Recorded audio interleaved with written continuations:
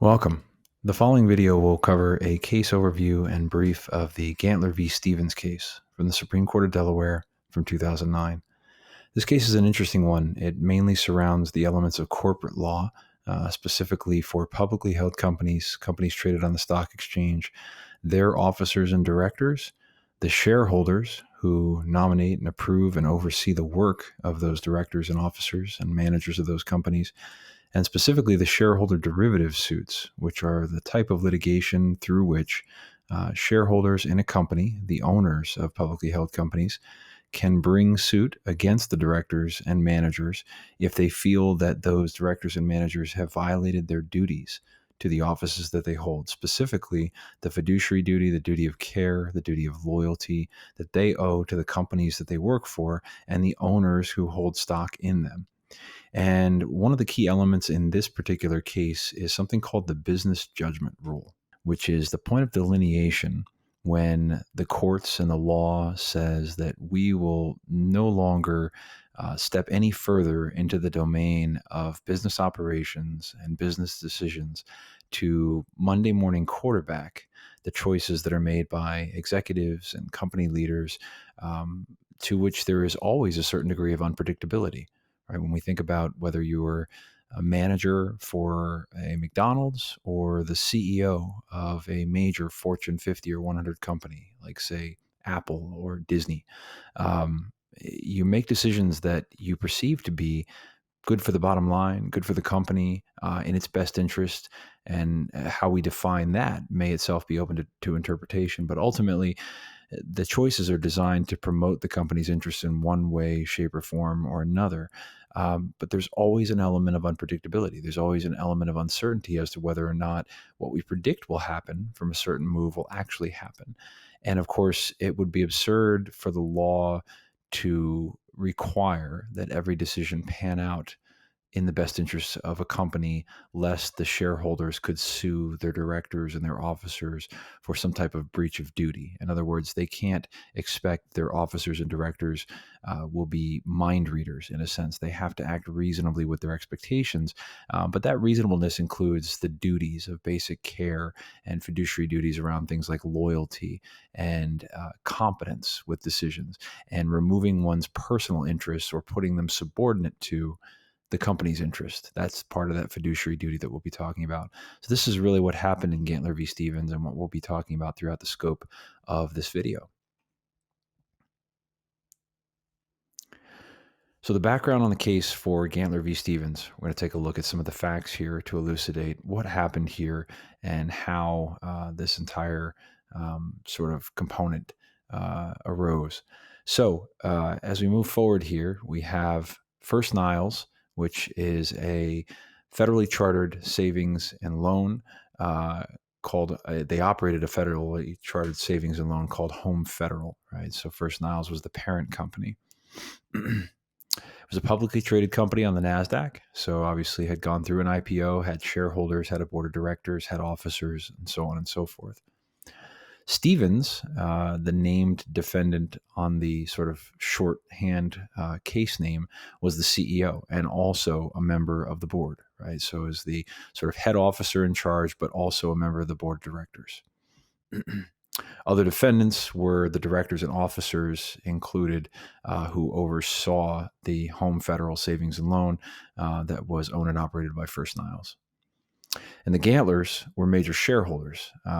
Whenever there's an allegation that a company's board of directors or its officers have acted in a way that violates their duties, a shareholder, one or more, can file something called a shareholder derivative suit, right? And this is basically the concept of suing the managers of the company in an allegation, one or more, and in one or more different contexts, that the officers or directors violated their duties to the owners, right? That they violated their duties of care, their duties of loyalty, their fiduciary duty to act in the best interest of the owners of the company, which is what they're charged with by the scope of their positions and their titles. Stevens, at the time that this case occurred, was contemplating retirement, and the market was depressed for banks in the area. So Stevens and the directors looked into the possibility of selling the business. This was one of the avenues that they looked at for sort of the future evolution of this company and what they would do with it. So as part of this effort, they retained an investment bank and a law firm to assist them in reviewing different options for how they might proceed with alternative strategies for the business. They also considered privatizing the company by delisting and reincorporating it as a state chartered bank. Right, so there's obviously advantages and disadvantages to being a private versus a public company. Being a public company is great for fundraising and growing capital, and if you're a company that anticipates exponential growth and you need a lot of capital, well, then launching an IPO, an initial public offering, and selling stock and trading your company on the stock exchange is a great way to develop that, because you get people to buy your shares and they're paying capital for that, which helps fund your business's growth and operations. But obviously, this puts you beholden to shareholders, and it puts a lot more in the way of red tape and bureaucracy around a company's operations, because there's a lot more when it comes to, for example, SEC filing requirements, the Securities and Exchange Commission, what they require of public companies for disclosures, financial disclosures, reporting, that kind of thing. Those of you listening to this video may recall the Enron scandal of the early 2000s and the Sarbanes-Oxley Act that came out of that. This was another very famous case where an energy company essentially cooked its books and defrauded its investors and its shareholders by making them think that the company was far more profitable than it actually was.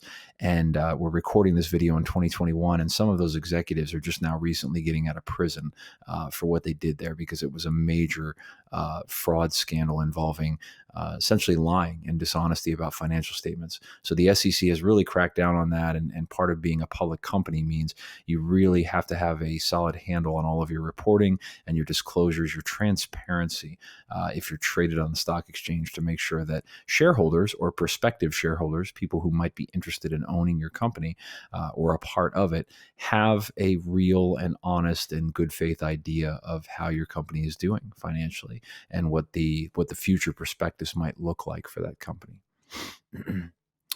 So the purchase officers in the Gantler case, in 2005, they got an offer from Farmers National Bank Corp to buy out the company at a 3.4% premium over market value. Right, so this was obviously, by any standards, if you're getting something over market value, is not a bad deal. But of course, it's important to consider other bids or other options. You never want to go with just one. And of course, the board of directors did just that here. They looked at a bunch of different options. So in the Farmers National Bank Corp, that bid or that offer also indicated that if Farmers bought the Niles company, they would essentially gut the board of directors. They would get rid of the current board. So those board members would lose their job. First Place Financial Corp, which is another potential buyer, offered a stock swap. So essentially another way of purchasing, but instead of a cash deal, they would offer stock as a form of value or consideration for buying the company. And they offered their consideration with a premium over market value of up to 6.3%. So obviously, relatively speaking, this was a better deal by comparison. But both companies started the due diligence process. In other words, acquiring the necessary data to make sure that they could vet that the numbers in terms of prospective company value of Niles, that it matched up with what they were anticipating. But Niles didn't fully cooperate, and the process dragged on. Now, there's some speculation in the details of this particular case about what that entailed. There were some allegations that Stevens, the CEO, had personally received these offers and that he had not communicated them, at least in not their full scope, to the other board members and the officers of the company. Of course, there were some denials about that and some back and forth. But at the very least, it's clear that the company, whether this was the result of personal abdication of responsibility by Stevens or a collective decision by the board, did not really cooperate with the due diligence process that would be customary in a potential buyout situation like this, where another bank or another business would buy the business in question. Because normally there's after the initial offers, there's for example, a non-disclosure agreement that is signed, which essentially says to the buyers, look, we will share with you our our private financial information so that you can vet and establish that what you think the company's worth is actually what it's worth, but you can't share that with anybody else, even if this deal doesn't fall through. And that's fairly standard. But the fact of the matter here was Niles wasn't fully cooperating with that process. And so it delayed and ultimately it blocked at the end of the day that the company decided not to go with these offers.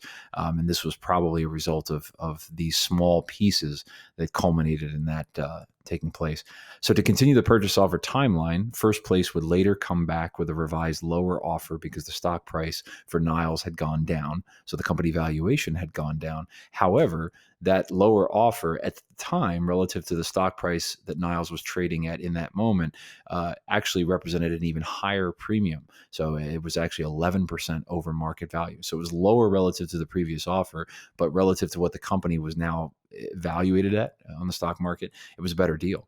After some delay, First Place increased their offer a little bit. The board eventually voted in March 2005 to reject all the purchase offers. So again, this is the board for Niles. They looked at the offers and they decided to turn those away. And it's important to note that the financial advisor that the board had hired to assist with these efforts had indicated in their assessment of these offers that they would be good for the company. There was nothing negative really to report, or at least the net balance of opinion on these offers was that they would be good for the value of the shareholders. Now, obviously, there's relativity in good, right? How good is good? Could we do better? And there's always something to think about there. But the financial advisors did not advise against these offers. They had actually advised that they would be a good thing. But the board rejected that advice repeatedly across multiple offers, as you saw here, and ultimately decided to go their own way and to reject the offers. So then that brings us to what did they end up doing?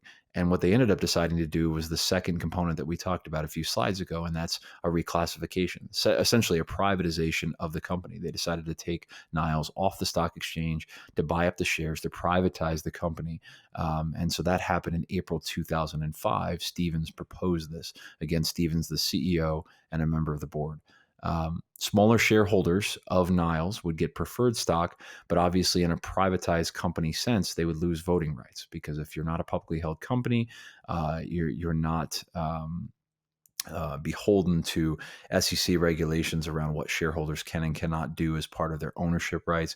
And so you can hold a private company and you can issue shares of stock, but you have much more freedom with respect to how you set the terms of ownership on privatized company ownership, as opposed to something that's traded on the stock market, where again, because of government regulation of the stock market, it's much more rigid in terms of the rights that are required of shareholders who own publicly traded companies. So the company would delist from the NASDAQ under this plan. So again, they would essentially buy up and privatize their company and then re-register themselves under a state charter. So they would no longer be traded on the stock exchange. Basically, this would keep control over the company in the larger shareholders, right? So they would have the vast majority of power in those situations by going private.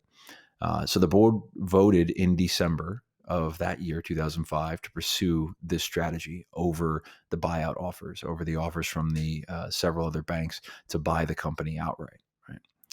So in June 2006, the board again voted that reclassification was fair to all parties and to affect the plan. So again, this is fast forwarding about 6 months, and they essentially looked at it again and said this was a fair decision for everyone, and they voted to execute and to move forward. So then we have to look at obviously what that entailed. They started filing with the SEC to make it happen, and there's a number of steps here that were called into question ultimately by Gantler and others who joined the shareholder derivative suit. So one of them is the proxy vote.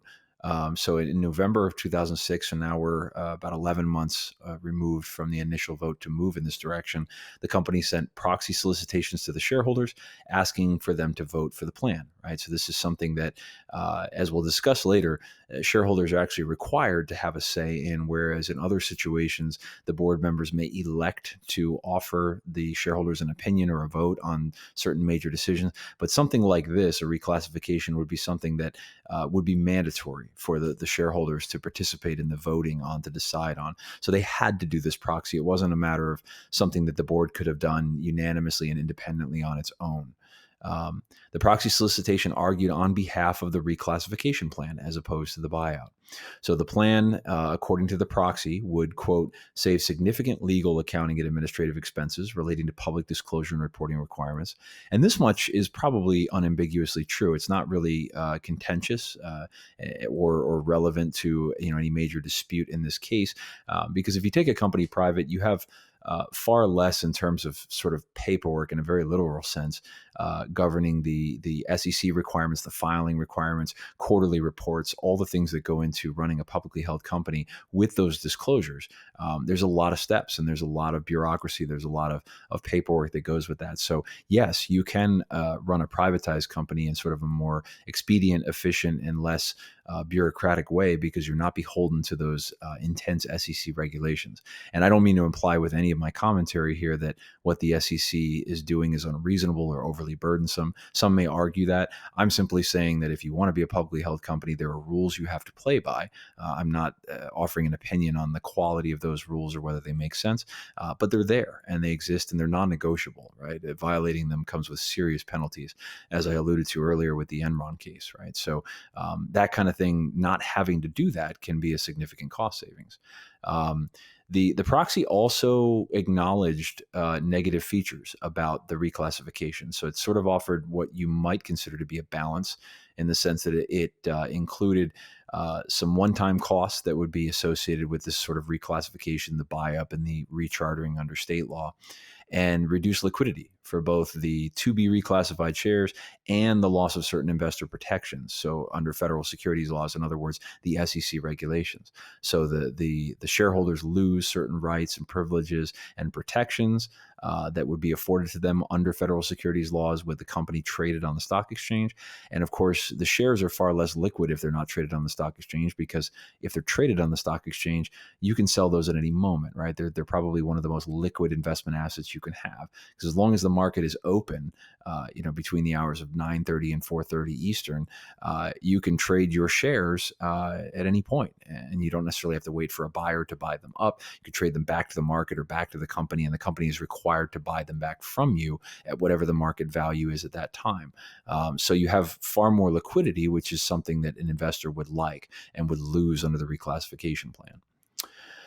The proxy also discussed alternative transactions that the board had considered and conceded that the directors and officers of First Niles had a conflict of interest with respect to the reclassification. So the proxy acknowledged that the board members obviously had a conflict of interest in the sense that choosing to reclassify works out in their benefit in more than one material way. One material way, obviously, as we discussed earlier, is that at least one of the buyout officers had specifically indicated or articulated that they intended to remove the board or gut the board in the event of the buyout. So this is clearly a conflict of interest in the sense that it affects job preservation or lack thereof. But as we'll come to see in just a moment, there were other conflicts of interest that were more material or material in other ways concerning ties that directors had to the company through outside business opportunities and ventures that they had been involved with. So this further complicated the case.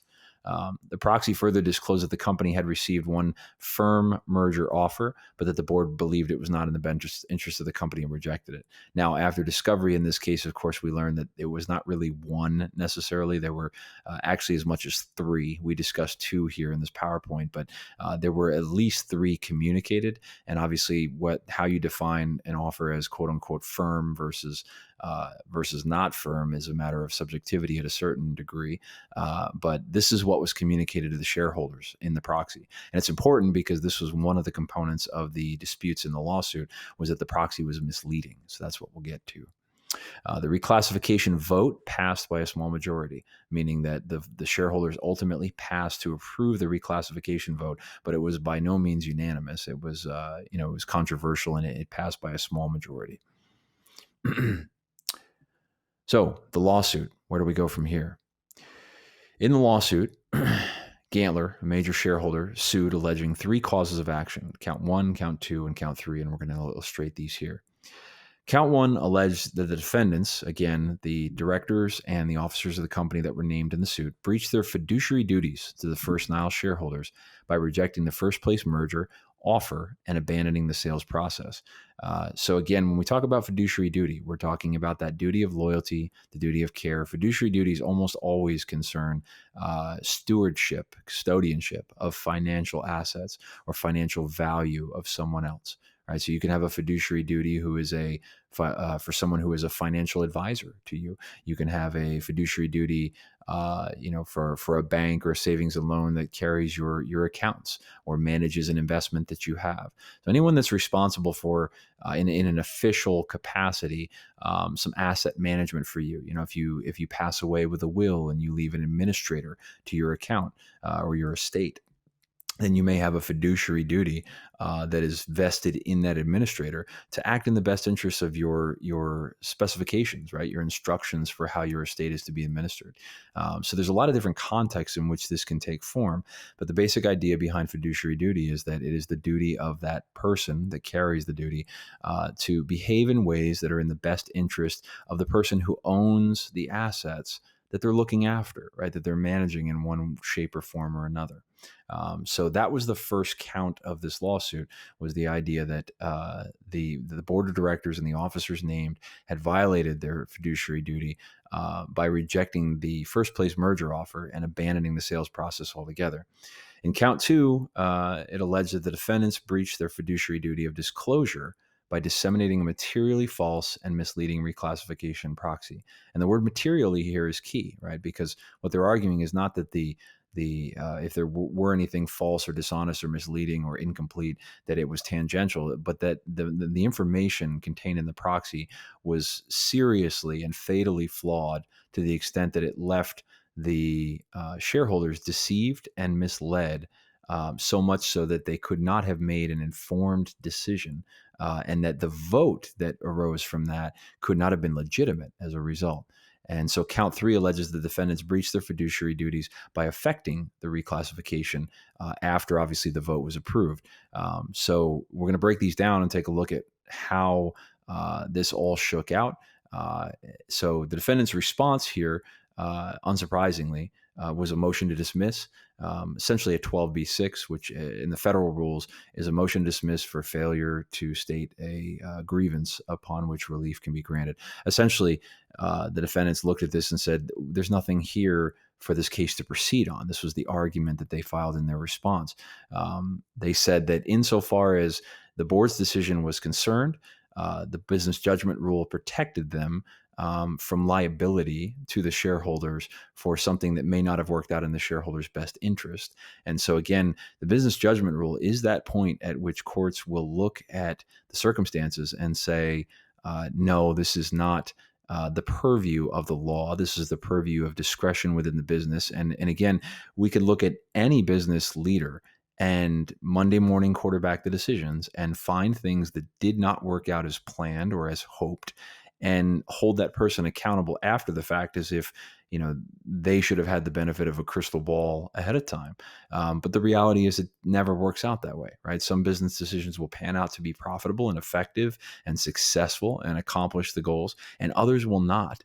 But all we can expect from our directors and our officers of companies, particularly publicly held companies, is that they will behave, again, with a duty of loyalty, with a duty of care, with that fiduciary duty to the owners. And provided that they do that, and there's no question about their good faith in doing so, and that this comes into play in the Gantler case, so I'm sort of foreshadowing what is yet to come. But provided that they do that, the business judgment rule says we're not going to play that Monday morning quarterback in second guessing, how this might pan out. So, you can imagine a situation, and I use this in many classes that I teach for colleges and universities. You say, pick a major company like, again, Apple, Disney, Ford, whatever you want to pick, and just imagine that the CEO invests in an initiative that, has a potential for win or loss, right? That they look at it and they say, well, we're going to undertake a new, environmental initiative, and it's going to save us costs because we're going to invest in solar, or we're going to, recycle more, or we're going to lower our costs somehow. So whatever it is, they undertake a new program for the business, and the projections, the anticipation is that it's going to be good for the company, that it'll improve the bottom line, and that it'll improve public appeal, and it'll improve consumer perceptions and market judgment and all of these things.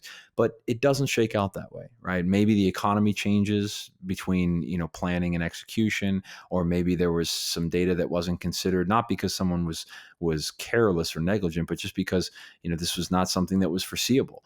And ultimately the plan doesn't work out, and it ends up costing costing the company more money than it saves them, or makes them in that sense. And then, you could look at it on balance in retrospect and say, well, this was a negative thing. Well, yeah, okay.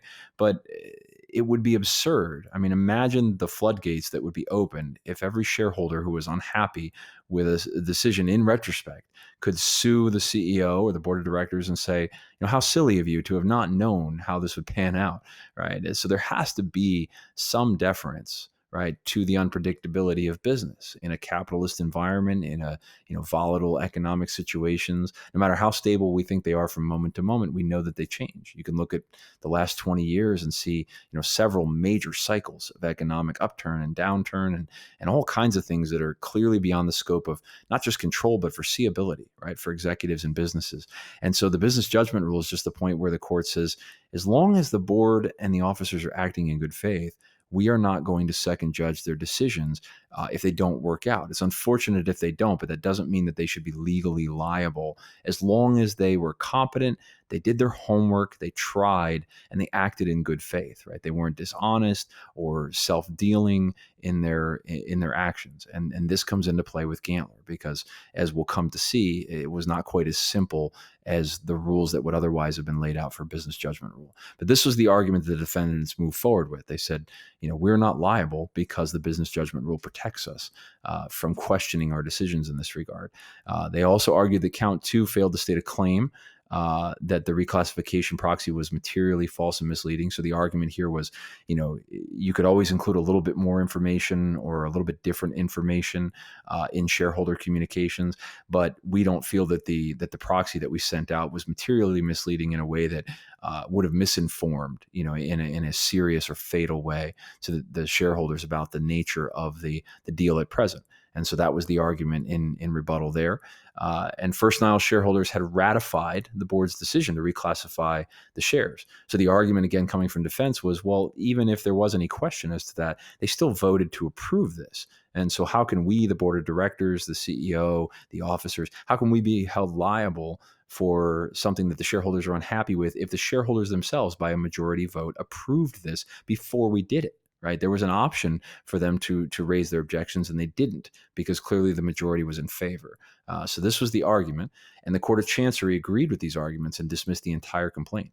So they essentially threw out the case. Now, it wasn't with prejudice. It was obviously an initial dismissal. And so what happened was the plaintiffs appealed, and this ended up in the Supreme Court of Delaware ultimately. And so what we look at as a precedent is a case that actually happened quite a few years prior to this. I believe it's about 24 years.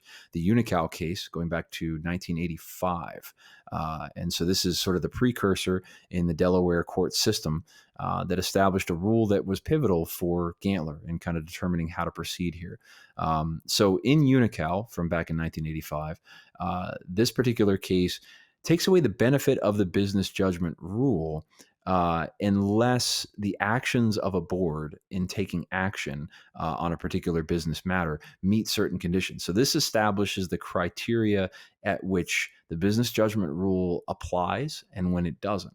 And this is pivotal for Gantler because what the plaintiffs were essentially arguing was that, no, you don't get the benefit of the business judgment rule, or the BJR for short, because your actions were in bad faith, and they were in bad faith for reasons of conflict of interest and self-dealing and other components. But this is what we're going to see here in Unical. So Unical basically said that a defensive action, for example, trying to prevent a takeover. Now, in the Gantler case, we're talking about potential sale, so not necessarily a hostile takeover, but a type of takeover. I mean, you could argue that a sale is a takeover, and a defense may be self-serving under Unical for the board inherently, right? So, if you're preventing a takeover, this is in a certain sense inherently self-serving to the extent that you're preserving your own position in a company that would not exist if you allowed this to take place, right? So it's possible, in other words, that your interest and the company's interest could be coincidentally aligned in such a way that you could be accused of acting in self-interest, but that the reality is you're helping both. It's one and the same, right? So under the Unical decision and the Unical reasoning, the board has to show good process before getting the benefit of the BJR. So they have to establish that what they're doing is based on good faith processes. It establishes a test which is used to scrutinize a board's decision making process when defending against a takeover attempt. So the Unical test, what it says, there's two prongs. The reasonableness test, and this says that the board must demonstrate that it had reasonable grounds for believing that a danger to the corporate policy and effectiveness existed. In other words, the board had to establish that that it was reasonable in its assessment of the situation in the first place, and provided that that test is passed, this brings us to the second prong, which is the proportionality test. And the proportionality test essentially establishes that the board must demonstrate its action or response was reasonable in relation to the threat posed, and that the response was appropriate.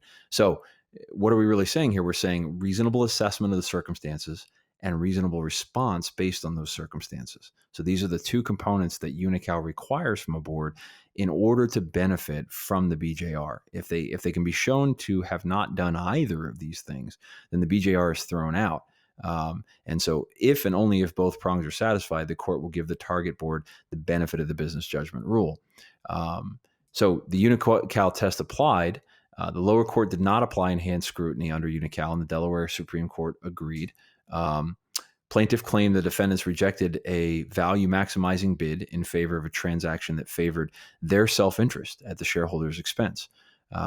This they claimed as defensive action under Unical, as they were trying to stop the takeover by the potential purchasers. Now, takeovers in quotes here again, because one could argue potentially that, soliciting for buyers in a sale situation is not the same as a hostile takeover, and that's true. But this is, in a sense, a kind of defensive action that at least has enough relevance or enough parallel to Unical so as to be applicable under the rule. So the Unical test decision, the court said this wasn't necessarily a defensive action. Count one in this case sounds in disloyalty, not improper defensive conduct. No allegation of any hostile takeover attempt or similar threatened external action from which it could reasonably infer that the defendants acted defensively. And this is again under Unical, right? So the defendants get the protection of the business judgment rule. And again, this was the Unical holding. They do get the protection of the business judgment rule because they did not find under Unical in that case that there was defensive action that would fall within the purview of the rule that was established that we discussed a few moments ago. The application, when we look at the business judgment rule in the context of Gantler, essentially, again, as I alluded to earlier, the BJR requires a presumption that in making a business decision, the directors of a corporation acted A, on an informed basis, B, in good faith, and C, in the honest belief that the action taken was in the best interests of the company. So this is that fiduciary duty leaking into this definition again. You can hear it in every component that I just described. So one, you have to know what's going on, the informed basis. You have to act in good faith, honestly and with good stewardship, and in that honest belief that what you're doing is in the best interest of the company, because your role is not the best interest of yourself, it's the company that you serve, right? And that's the key component here. So regarding the merger specifically, the board is entitled to a strong presumption in its favor because implicit in the board's statutory authority to propose a merger is also the power to decline to do so. Right. So, in other words, the idea that a board could reject a merger should not be immediately on its own enough to raise eyebrows and cause serious suspicion, because if the board has the implicit authority or the discretion to consider mergers in any context, then the board should have that same authority to reject a particular merger without that component of the process being considered unfair or suspicious or dubious in nature, right? So that's essentially what this point is arguing. But the BJR does not apply if there's a breach of the duty of loyalty, there's a breach of the duty of care, such as a lack of or insufficient due diligence, right? So these are the components that are commensurate in the duty of fiduciary that we talked about earlier: loyalty to the company and care, such as doing one's due diligence to make sure that the decisions that are made on the basis of being informed and in the best interest of the company at all times, right? So the allegation, insofar as the review under the Delaware Supreme Court was concerned for Gantler, dismissed by the lower court, was that the board breached the duty of loyalty, right? So this is the hinge point that undermines the protections of the BJR. And I don't mean undermined in a nefarious way. I mean, this is what gets around the wall that BJR put up as a protective barrier around the board in this circumstance. So the defendants rejected the first place bid to preserve personal benefits, including retaining their positions and pay as directors, as well as valuable outside business opportunities. Right. So obviously there was a self-preservation motive that was present here. To what extent that weighed on the decisions is to a certain extent a matter of speculation. But essentially, the shareholders in this derivative suit are arguing that this is what motivated the board to reject the sale offers, and therefore they violated their duty of loyalty, which would nullify any protection under the BJR. But further than that, the duty of care, the board failed to deliberate before deciding to reject the first place bid and terminate the sales process. So there's no records, there's no minutes, right? There was no documentation specifically addressing the component of a deliberation. And this was something that was alluded to in the proxy. Right, the proxy had specifically noted that the board had carefully considered this offer before deciding to reject it, but there's no record of that ever taking place. And in publicly held companies, records of board member meetings and their minutes and what they discuss is something that's always carefully recorded for the purposes of transparency under the SEC rules and other components of regulations at the federal level. Right, so this is starkly contrasting the idea in the proxy that the board went through some careful scrutinizing and deliberation process. The board retained the financial advisor to advise it on the sales process, as I mentioned earlier, yet repeatedly disregarding that person's advice on the components of the decision. So again, that financial advisor looked at the sales offers and had good things to say about them, right? Yet the board seemed to completely ignore that individual, but they hired them, and not, no less, they hired the individual on company dimes, right? On paying them with company budget through Niles. But yet not seeming to heed their advice in any respect, and not offering any type of articulable reason as to why they would go a different way, right? It's not to say that if they hire a financial advisor and the financial advisor makes a recommendation that the board is bound to do that, right? There may be reasons why they would go a different way, but there wasn't any articulable reason as to why, right? There was no rational explanation as to why they would not have leaned in the direction of the advice of the financial advisor. So this was all the more peculiar, right? So applying the allegation to the business judgment rule, plaintiffs allege that the director defendants had a disqualifying self-interest because they were financially motivated to maintain the status quo. In other words, they had a personal vested interest in keeping the business outside of external ownership, because they would almost certainly lose their jobs, right? At least under one or more of the bids that were offered, there were explicit disclaimers that the future owners of the company, if they did the buyout, would gut the board, and that those members would lose their jobs, right? A claim of this kind must be viewed with caution, because to argue that directors have an entrenchment motive solely because they could lose their positions following an acquisition is to an extent tautological. By its very nature, a board decision to reject a merger proposal could always enable a plaintiff to assert that a majority of the directors had an entrenchment motive.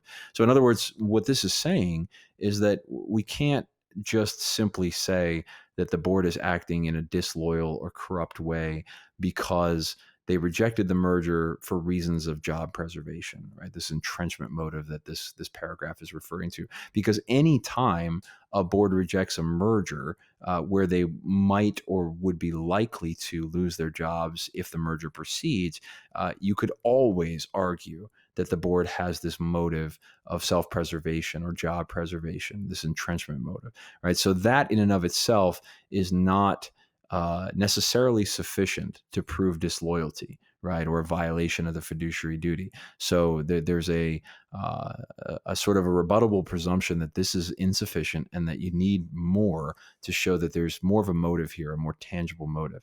So for that reason, the plaintiffs must plead, in addition to a motive to retain corporate control. So in other words, in addition to just the motive to keep their jobs, other facts sufficient to state a cognizable claim that the director defendants acted disloyally. In other words, what else, right? What else did they do other than the presumption that they acted to save their own jobs, which would be present in any situation like this, right? And so this brings us into additional details of the case that were pertinent here. So 4 board members voted against the acquisition. The allegations of the complaint allege many actions that seem disloyal. 1, Stevens failed to respond to normal and reasonable due diligence requests. So again, this is specifically addressing the CEO of the company and one of the board members. And this is what I alluded to earlier, was that Stevens was singled out as an individual as having been uncooperative, right? Not helping to move the processes along, not communicating even with the other board members or with the buyers, the potential buyers that were interested in buying the Niles company, right? So that's a specific instance that goes beyond the scope. Kramer, another board member, was president of a firm that provided heating and AC to Niles and stood to lose the contract if the merger went through, right? So this is a board member who has an external tie to the company outside of being a board member. This person also has another company that provides a service for the company that he's a board member to, and he would lose not just his board seat, but also the business that separate company would have with this company if they lost ownership and control. Right now, this might scream, a question as to why was Kramer a board member in the first place when he has a clear conflict of interest, over the fact that his company services this company. So he's kind of like a customer partner and a manager in the same body, right, at the same time. And that's fair, but it's important to note that shareholders and or board members or whoever is responsible for nominating new board members and voting them in, and it's usually the shareholders. As long as a situation like this, right, a circumstance that could be considered a conflict of interest is disclosed at the onset prior to a vote, and that, in other words, the shareholders, the voting body is aware of Kramer's situation and his affiliation with this company, and they approve of the circumstances nonetheless, that a circumstance like this can be overlooked, right? And it doesn't necessarily have to cause a conflict in every single instance of board member action, right? It's not to say that Kramer could not have ever been conceivably functional as a board member because his heating and AC company serviced the Niles company as well.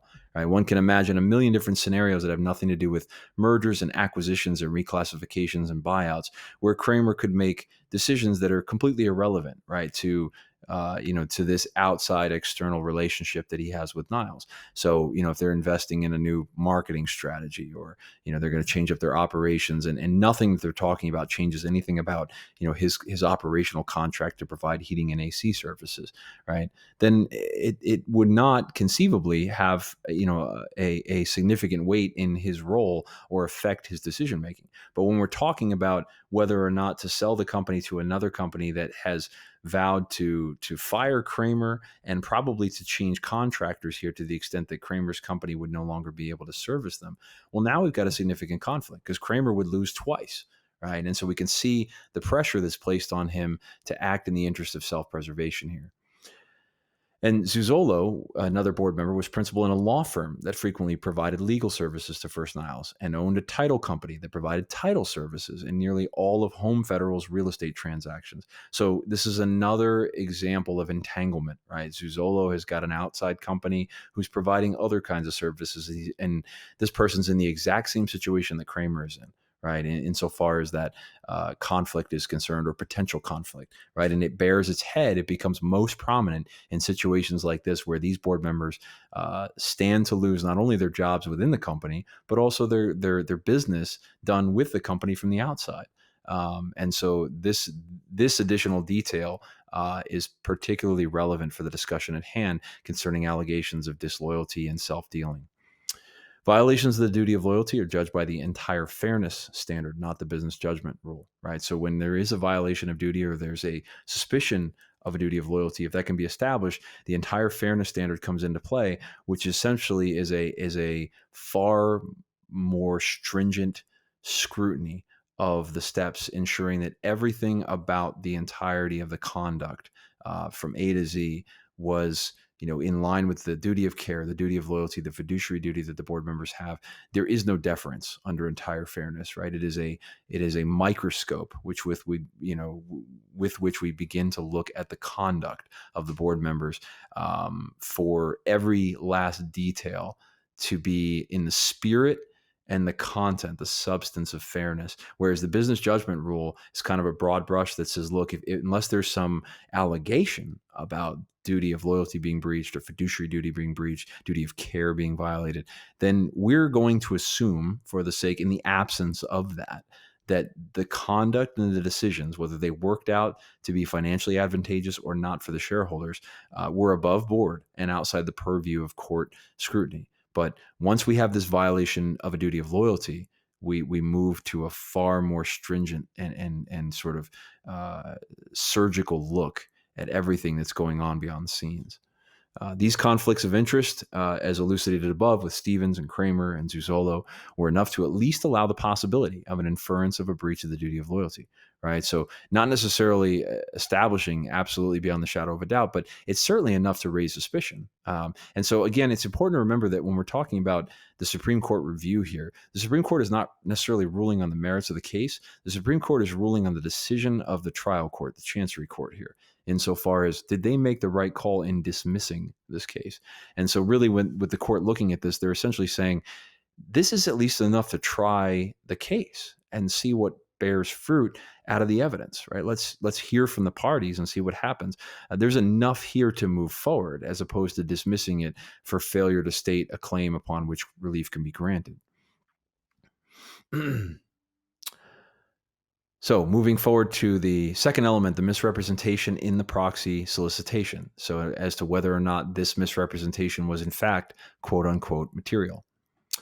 The board claimed after careful deliberations that in its business judgment, the first place merger proposal was not in the best interest of the company or the shareholders, and it rejected the proposal. Right. So again, the key words here, after careful deliberations, right? This is what the board claimed in its proxy to the shareholders, in its communication. This is what they said, that it was not in the best interest of the company or its shareholders. So one would assume that if they're going to say this, they would have evidence to support the fact that they in fact deliberated, right? And this is what was called into question.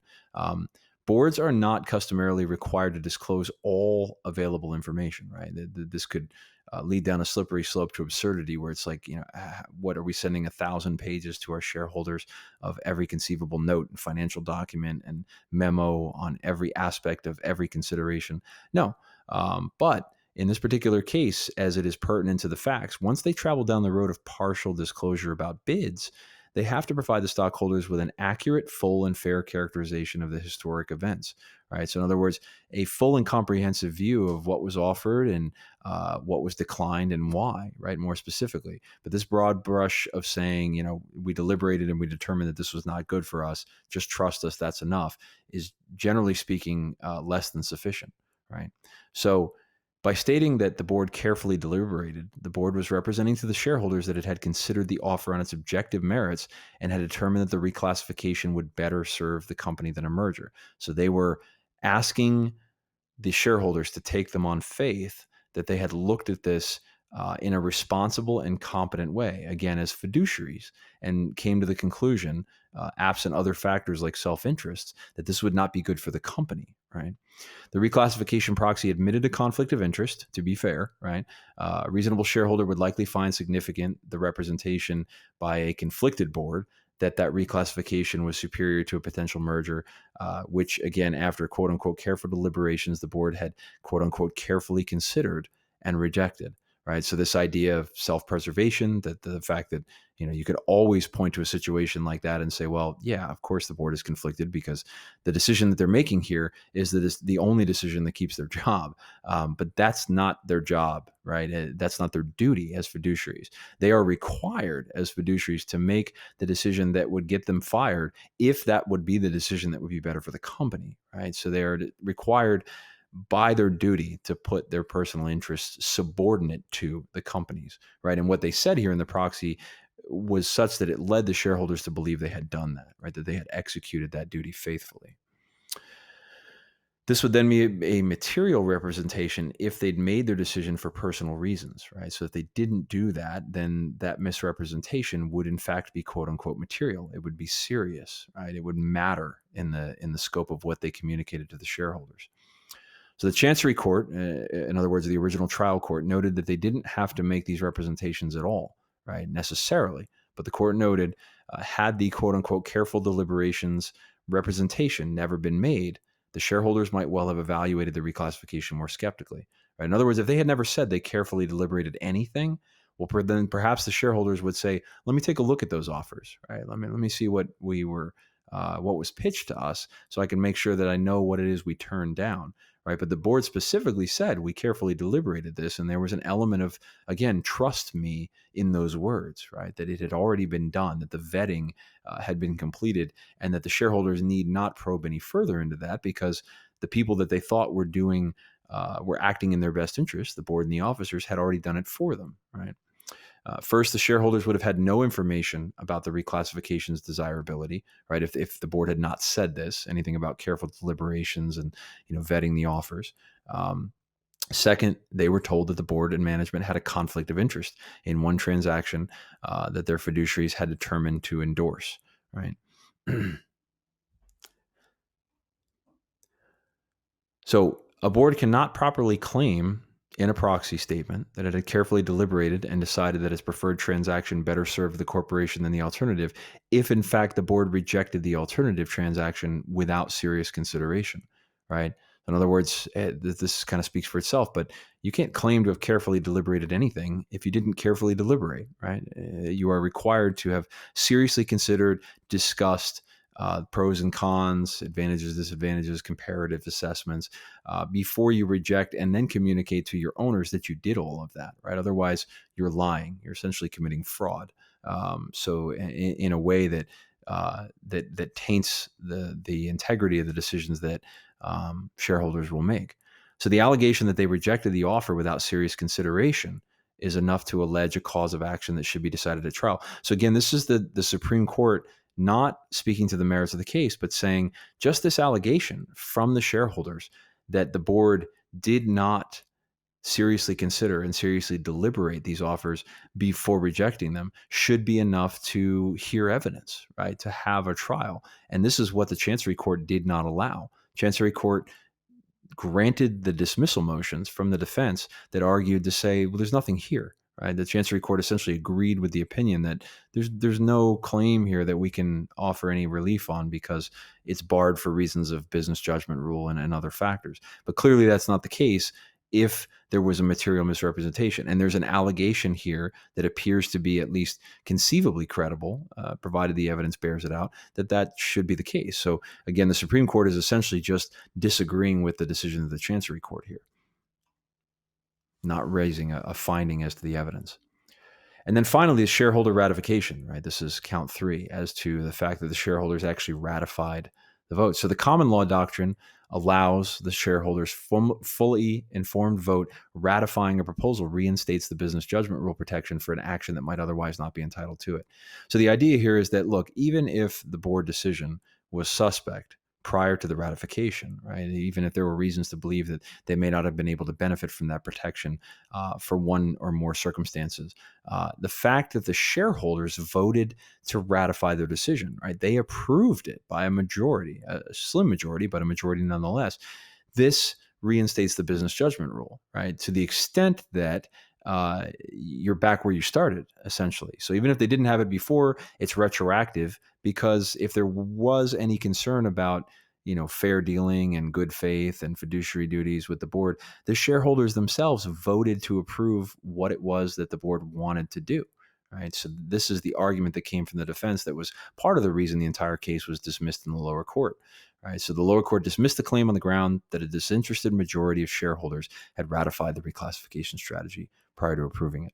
This doctrine can apply to votes not required by law, which would be the common law doctrine, and votes required by statute. And this is really, this makes it awfully difficult to apply this law, because if you think about what you're reading there, this doctrine could be applied to votes not required and votes required. So wouldn't that be every vote in every circumstance, right? So this is essentially what we're faced with, or what the Supreme Court of Delaware was faced with for deliberations and determining how to move forward on the circumstances of the Gantler case. So the application of the rule here, the court ruled that the shareholder ratification did not protect the decision, right? That this was not enough to reinstate the BJR. First, the ratification doctrine should not apply to transactions where shareholder approval is statutorily required. This was the holding of the Supreme Court. Here, the reclassification could not become legally effective without a statutorily mandated shareholder vote approving the amendment to First Nile Certificate of Incorporation.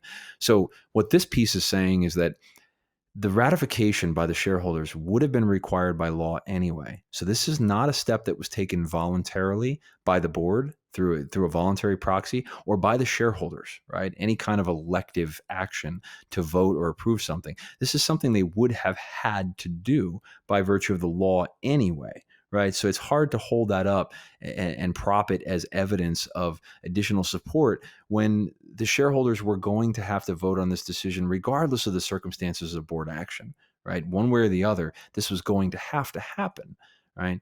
But secondly, and perhaps more importantly, because the complaint states a cognizable claim that the proxy itself was material misleading, that precludes ruling at this time on the reclassification being fully informed.